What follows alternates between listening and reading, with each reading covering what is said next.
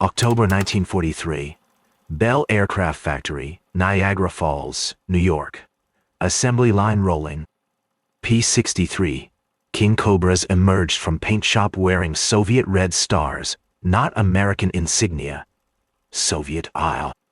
United States Army Air Forces had delivered verdict 2 weeks earlier. Inferior to P-51, Mustang. Not good enough for American pilots. Not worth deploying to Europe or Pacific. 2,397 aircraft, 72% of total production. All rejected. All shipped to USSR via Alaska-Siberia route. America was dumping its failures on allies. Cast-offs with awkward car door cockpit entry. Mid-engine design nobody trusted. Predecessor P-39 era Cobra had been disaster. British refused to fly it. Americans used it reluctantly. Now Bell wanted Soviets to accept thousands more of same problematic design. When first King Cobras arrived Soviet Union, early 1944, veteran pilots laughed. Test pilot Andrei Kotetkov climbed into cockpit for evaluation. Within 3 test flights, he nearly killed program entirely.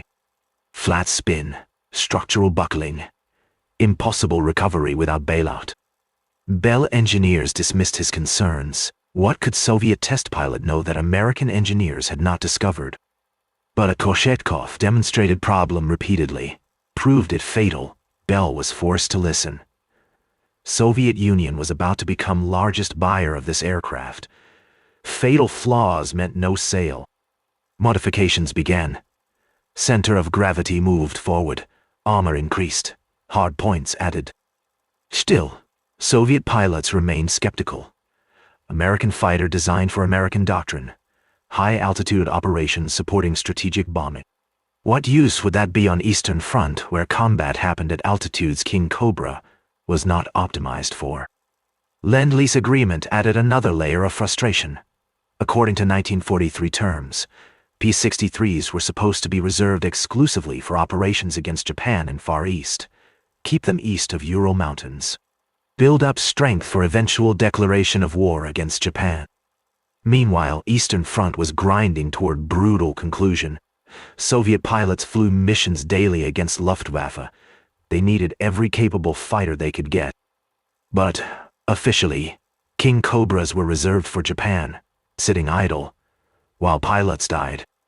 This decision would create one of war's greatest ironies. American reject would become Soviet legend. Aircraft that could not compete at 25,000 feet would dominate at 10,000 feet.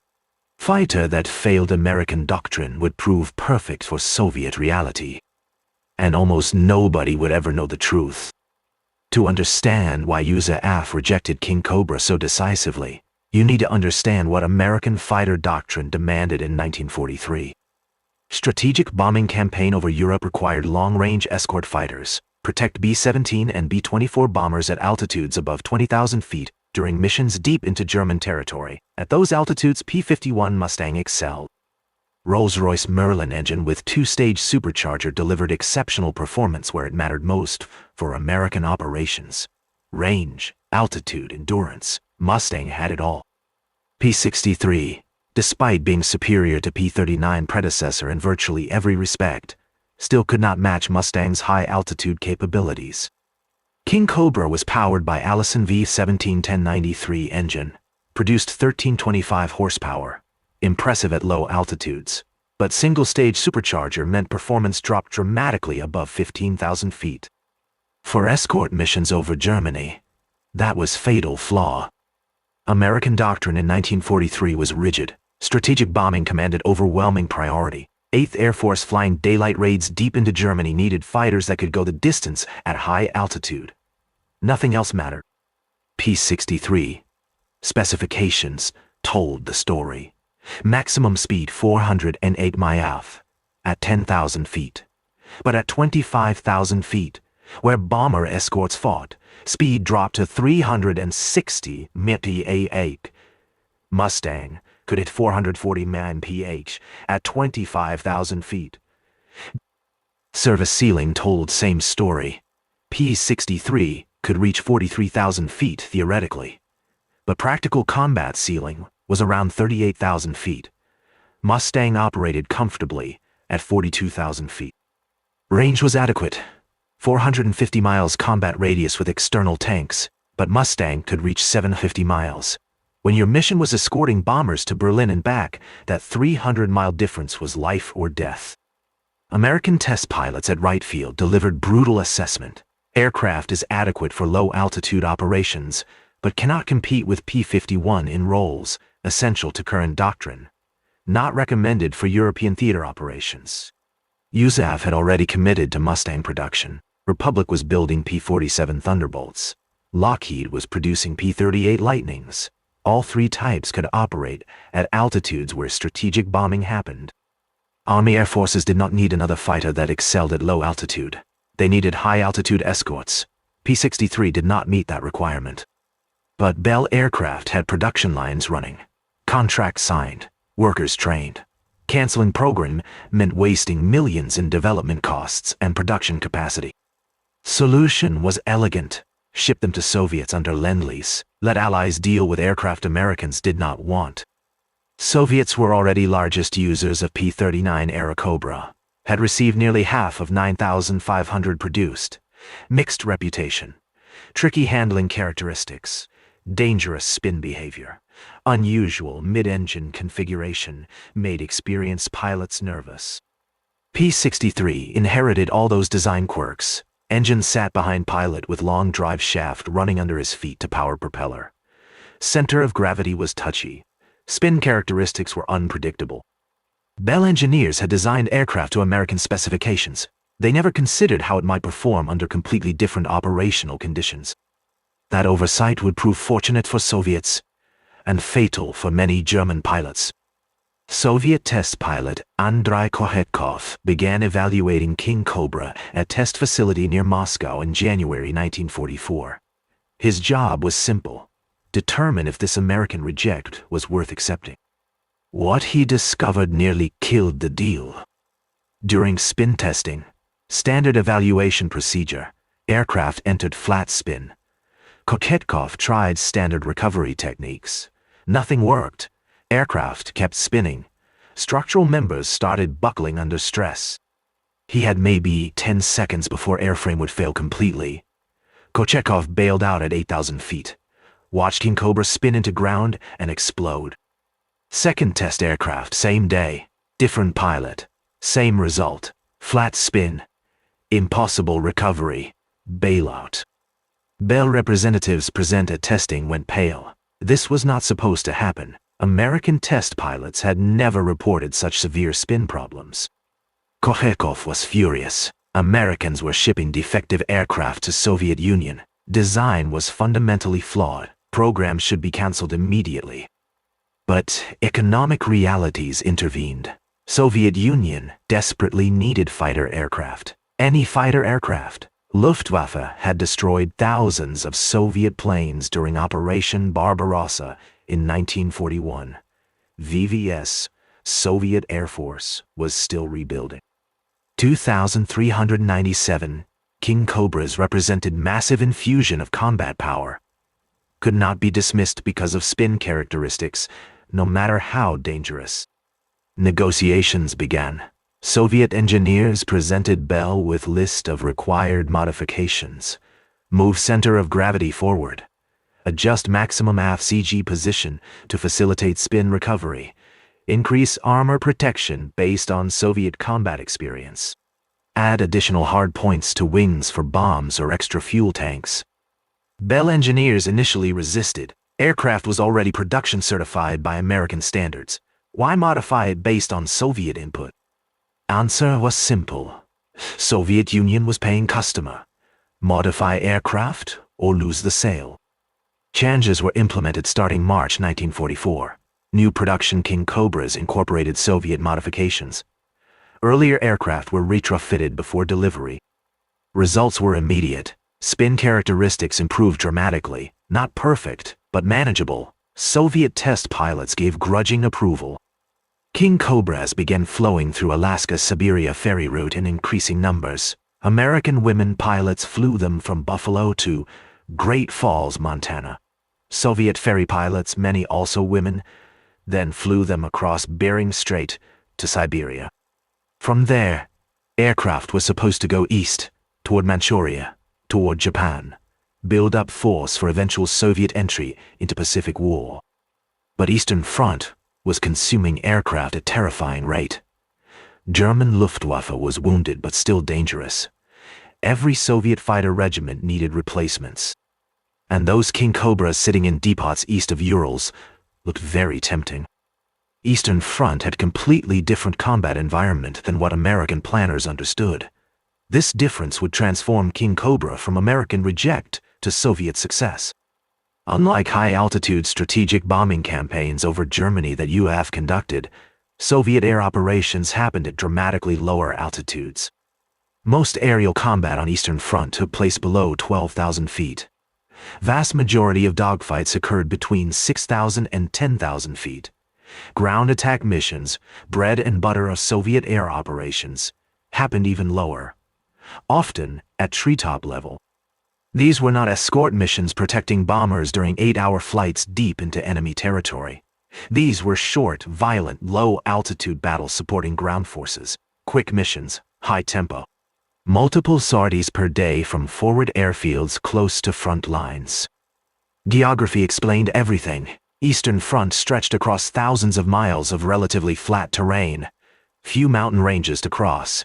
No need for high-altitude operations. Soviet bomber doctrine differed fundamentally from American strategic bombing. Soviets emphasized ground attack and close air support. Il-2 Sturmovik was their iconic aircraft, armored ground attack plane that operated at 500 feet. Soviet fighters protected Sturmoviks, fought for air superiority at altitudes where ground support happened. High-altitude performance was irrelevant. At these altitudes, something interesting happened with P-63s that were not supposed to be in West. Despite official records showing only P-39s fighting Germany, reports began filtering back from both Soviet and German sources about King Cobras appearing over Eastern Front. German Stuka pilot Hans Rudel documented in his memoirs encountering American-type aircraft, especially Air Cobras, King Cobras, and Bostons over Courland Pocket in early 1945. German flak units reported shooting down aircraft that did not match P-39 profiles, longer fuselage, different wing shape. Intelligence officers took notice. Soviet pilots who served under legendary ace Alexander Pokryshkin later claimed entire 4th Guards Fighter Aviation Regiment secretly converted to P-63s in 1944. Official Soviet records maintained fiction that only P-39s fought Germany. Lend-Lease agreement required King Cobras be reserved for Japan, but war does not respect paperwork. Regiment commanders facing desperate situations made pragmatic decisions. If King Cobras were available and P-39s were not, they used King Cobras. Filed reports claiming P-39 losses. Nobody in Moscow checked serial numbers. Nobody in Moscow checked serial numbers. By late 1944, dozens of King Cobras were operating on Eastern Front, despite official prohibitions. And Soviet pilots who started flying P-63 in combat discovered something Americans had missed entirely. At low altitudes where Soviet combat actually occurred, King Cobra's weakness became its greatest strength. That Allison engine with single-stage supercharger that could not compete above 20,000 feet? At 10,000 feet and below, it was monster. P-63 could hit 408 mph at low altitude, faster than almost anything Luftwaffe could field in that environment. WWII could manage 395 mph at sea level. Bf-109 could reach 398 mph. King Cobra was faster than both. Heavy armor that made American pilots complain about aircraft's weight became lifesaver during ground attack missions. King Cobra featured armored bathtub around cockpit that could shrug off ground fire that would have shredded lighter aircraft. Soviet pilots who had flown notoriously fragile Polikarpov I-16 could not believe how much punishment P-63 could absorb. 20mm cannon hits that would have destroyed I-16 just punched holes in King Cobra's armor plate. And that 37mm M4 cannon firing through propeller hub? Weapon American pilots found awkward and difficult to aim during high-altitude combat? proved devastating against low-altitude targets. Single 37mm tar hit could destroy German fighter. 2 hits would bring down Ju-87 Stuka. 3 hits could cripple Ju-88 bomber. Soviet pilots loved the cannon, called it door knocker. German pilots feared it. P-63 also carried 2 additional 27mm Machwer guns in nose and 2 more in underwing pods. Combined firepower was devastating. 37mm cannon for heavy targets, machine guns for fighters, and soft targets. Soviet ground attack doctrine emphasized destroying targets on first pass. Get in low, hit hard, get out fast. King Cobra's firepower made single-pass kills realistic. Range was adequate for Soviet operations. Combat radius of 450 miles meant P-63 could strike targets deep behind German lines and return to base, more than sufficient for Eastern Front distances. Fuel capacity of 126 gallons internal plus optional wing tanks gave flexibility. Short-range missions could be flown without drop tanks. Long-range strikes added externals. Soviet mechanics discovered P-63 was relatively easy to maintain. Allison engine was simpler than Soviet-built radials. American manufacturing quality meant parts fit properly. Tolerances were tight. Systems worked as designed. Forward airfields on Eastern Front operated in brutal conditions. Mud, snow, dust, temperature extremes from -40 to +40 Celsius. Aircraft needed to function in all conditions. King Cobra proved remarkably robust. Tricycle landing gear was advantage in mud. Nose wheel prevented aircraft from nosing over on soft ground that destroyed tail-wheeled fighters.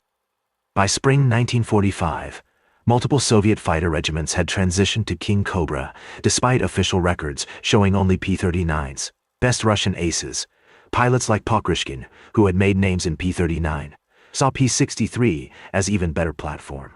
More power. Better performance, improved survivability. Reports emerged of P-63s in action at Königsberg, in Poland, during final assault on Berlin. German after-action reports documented King Cobras shot down by both fighters and flak. Evidence of widespread Eastern Front use became overwhelming, even as official Soviet records maintained fiction that only P-39s fought Germany. Then something impossible happened. Aircraft America rejected was proving superior to aircraft Germany fielded. Lieutenant Mikhail Baranov flew his first combat mission in P-63 on March 15, 1945, over Poland. His hands shook, not from fear, from cold. Cockpit heating was inadequate at -30 Celsius. But engine ran perfectly. That mattered more than comfort. Mission was ground attack. Strike German armor concentration in Stettin. 8 King Cobras. 4 L2 Sturmovix under escort. Baranov had flown P-39 for 6 months. 23 missions. 2 confirmed kills. He knew Aerocobra's strengths and weaknesses intimately. P-63 felt similar but different. More power, better acceleration. Heavier controls, but more stable. Formation crossed front lines at 8,000 feet. German flak opened up immediately. Black puffs of 88-meter fire. Baranov jinked left. Tracers arced past his wing. Il-2s descended to attack altitude. 500 feet. King Cobras followed, provided top cover at 2,000 feet. German tanks appeared. Maybe 40 vehicles, Panzer IVs, a few Panthers, moving along road in column. Il-2s attacked first, rockets rippling off wings, explosions walking along road, 3 tanks burning. Then, W-190s appeared. 6 fighters, 1,000 feet above Soviet formation, diving to attack. Baranov broke right, pulled hard into climbing turn. G-forces crushed him into seat. Vision narrowed, but P-63 responded. Power was there. Performance was there. He came out of turn with FW-190 in front of him, 400 yards, closing fast. Baranov put gunsight pipper on German's engine cowling, held it steady, fired. 37 Metem cannon barked. 3 rounds. First missed. Second hit engine. Third punched through cockpit. WWII exploded, pieces spinning through air. Baranov's first kill in King Cobra, 45 seconds of combat, single burst. He returned to base with hands still shaking, not from cold, from realization that this American reject was deadlier than anything he had flown before. Other pilots reported similar experiences. King Cobra was simply better than P-39 in every measurable way. Faster, more powerful, better armed, more survivable. By April 1945, Baranov had flown 17 missions in P-63, scored 4 additional kills, all FW-190s, all low-altitude engagements where King Cobra excelled. He survived the war, transitioned to jets in 1947, flew MiG-15 during Korean War, later became test pilot. In interview decades later, Baranov said, P-63 was best American fighter we received, not because it was perfect, because it matched how we fought. That was the secret. American doctrine required high-altitude escort fighter. Soviet doctrine required low-altitude attacker. Same aircraft, different missions, different results. When Soviet Union finally declared war on Japan on August 9, 1945, same day atomic bomb fell on Nagasaki, P-63s that had been officially reserved for this campaign finally saw documented combat. Operation August Storm. Soviet invasion of Manchukuo. Massive air operations across Japanese-held territory in Manchuria, Korea, and Kuril Islands. 17th Fighter Aviation Regiment, 191st Fighter Aviation Division, deployed P-63s for escort missions, close air support, ground attack operations. On August 15, 1945, Day Emperor Hirohito announced Japan's surrender. Lieutenant Miro Nichenko scored King Cobra's first officially recognized air victory. Shot down Nakajima Ki-43, Hayabusa off coast of North Korea. Japanese air opposition was minimal by this point. Japan had few fighters left to contest Soviet air superiority, but P-63s proved their worth in ground attack missions. Heavy firepower and armor protection perfect for strikes against Japanese positions.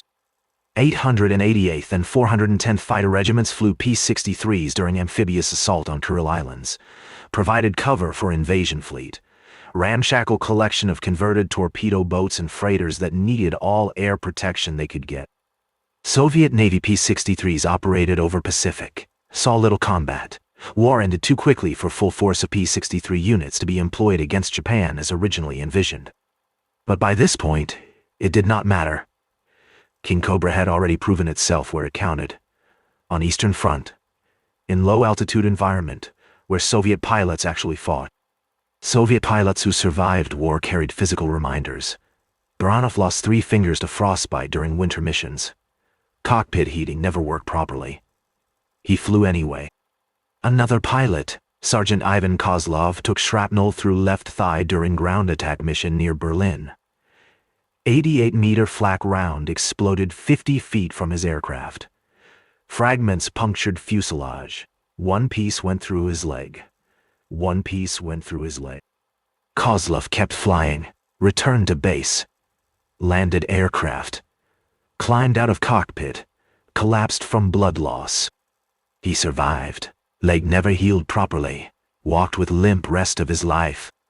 Asked if he regretted flying missions, Kozlov said, "Regret not dying? No. Regret pain? Yes. But P-63 brought me home. German flak killed my friend in I-16. Same hit would have destroyed lighter aircraft. That was the cost. Pain, injury, survival. King Cobra's armor saved lives that statistics could not measure." Approximately 300 Soviet pilots died flying P-63s in combat. Number is uncertain. Official records incomplete. Many losses attributed to P-39 to maintain fiction about King Cobra deployment restrictions. But 300 pilots died in aircraft America had rejected, died because aircraft was there, Because it was available. Because war demanded sacrifice regardless of politics.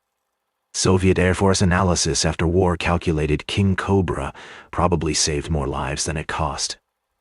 Heavy armor reduced combat losses compared to lighter Soviet-built fighters. Firepower allowed quicker kills, reducing exposure to enemy fire. Mathematics of war are brutal, but numbers suggested P-63 was net positive for Soviet operations, saved more pilots than it killed. By May 9, 1945, Soviet operational units still had 1,148 King Cobras on strength. Massive force that continued flying well after Americans retired their last P-63s in 1946. Soviet Air Force kept P-63 in frontline service until approximately 1950, then transitioned them to training duties. Here another unexpected virtue emerged. King Cobra became primary aircraft for training Soviet pilots to fly jets. Reason was simple. P-63's tricycle landing gear matched configuration of new MiG-15 jet fighters entering service. Every Soviet-built piston fighter used conventional tailwheel landing gear, but P-63 shared nosewheel configuration with jets. Pilots could master landing characteristics on forgiving King Cobra before transitioning to far less forgiving MiG-15. This role extended P-63's service life into early 1950s. Some units kept one or two King Cobras off books as training aids even after officially transitioning to jets. Landing characteristics were so similar that P-63 time was considered valuable preparation for jet operations. Thousands of Soviet jet pilots got their first experience with tricycle landing gear in aircraft America had declared inadequate. NATO eventually gave King Cobra the reporting name Fred, acknowledgement that enough remained operational to warrant tracking and identification. French Air Force also received 114 P-63s after war, deployed them during First Indochina War, flew ground attack missions in combat until 1951, when spare parts shortages forced retirement in favor of Grumman fight Bearcats. But King Cobra's greatest impact was strategic, not tactical. Aircraft proved fundamental truth about military aviation. Aircraft is only as good as doctrine it is designed for. American evaluators looked at King Cobra through lens of strategic bombing doctrine, high altitude, long range, escort missions deep into enemy territory. By those standards, P-51 Mustang was superior. P-63 was rightly rejected. But Soviets fought completely different war, short range, low altitude, mission supporting ground forces, high-tempo operations from forward airfields, multiple sorties per day in brutal conditions. For that mission profile, King Cobra was nearly perfect. Aircraft that could not compete at 25,000 feet dominated at 10,000 feet. Heavy armor that made it overweight for American missions saved Soviet pilots' lives during ground attack runs. 37mm cannon, that was awkward in high-altitude combat, proved devastating against low-altitude targets. Luftwaffe analysis after war revealed German intelligence never fully understood extent of King Cobra deployment on Eastern Front. Reports mentioned American-type fighters. Few German commanders realized they were facing aircraft specifically optimized for low-altitude combat. German fighter pilots who survived war and were interviewed decades later remembered King Cobras with respect. One former WWII pilot said, "We called them Amerikanische Jäger, American hunters, fast at low altitude, heavily armed, difficult to kill. We learned to avoid them." That testimony reveals the truth. Aircraft America rejected became threat Germany feared. Soviet engineers had initially been ignored by Bell. Their concerns about spin characteristics dismissed, but their input eventually became critical to P-63's development. Challenges they demanded: improved armor, additional hard points, repositioned center of gravity, transformed aircraft into something better suited for actual combat conditions on Eastern Front.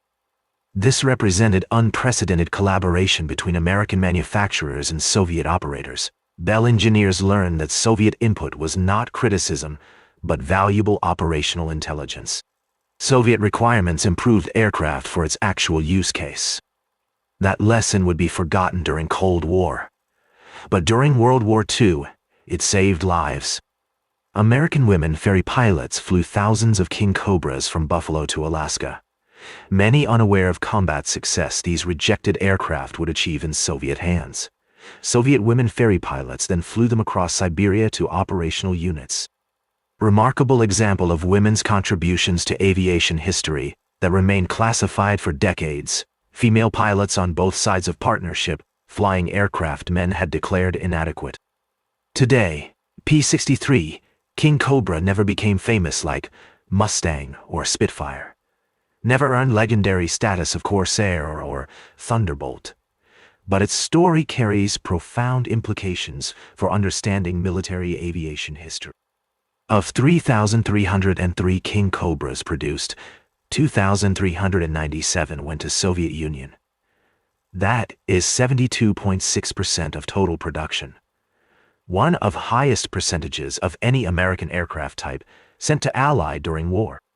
For every King Cobra that flew in American colors, 3 flew with Soviet red stars. Aircraft's success in Soviet service validated design choices that American doctrine could not accommodate. Mid-engine configuration that seemed awkward became acceptable when you understood its benefits. Better weight distribution. Improved ground attack capability. That devastating nose-mounted cannon. Transition role P-63, played in Soviet jet training programs, extended its impact beyond war itself. Thousands of Soviet pilots got their first experience with tricycle landing gear and King Cobras before moving on to MiG-15s and MiG-17s.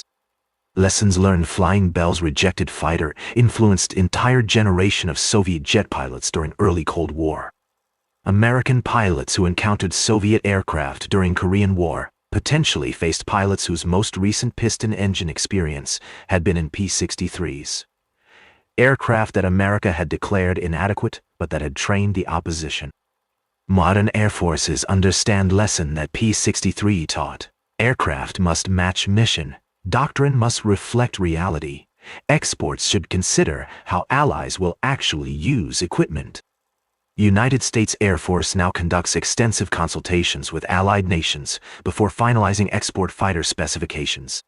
That practice traces roots to harsh lessons learned when Soviet pilots took American reject and proved it was perfect for their war.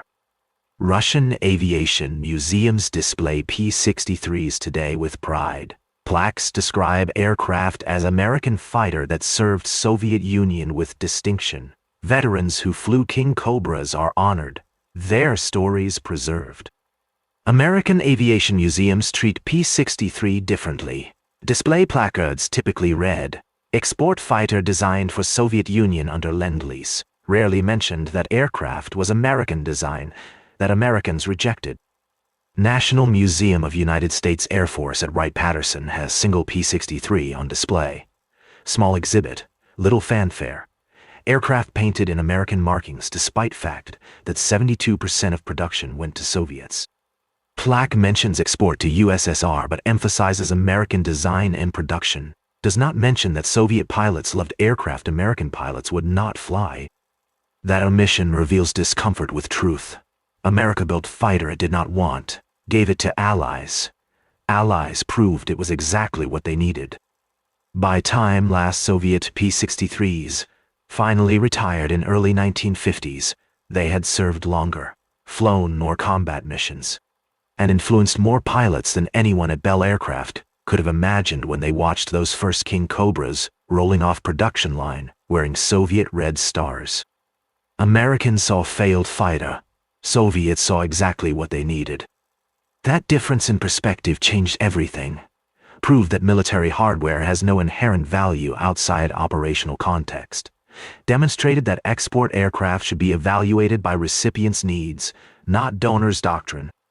P-63 King Cobra story is forgotten, chapter in aviation history, overshadowed by Mustangs and Spitfires, ignored by historians who focus on American and British achievements. But for Soviet pilots who flew it, for German pilots who faced it, for maintenance crews who kept it flying in brutal conditions, King Cobra was anything but failure. It was aircraft that matched mission, fighter that saved lives, American reject that became Soviet legend.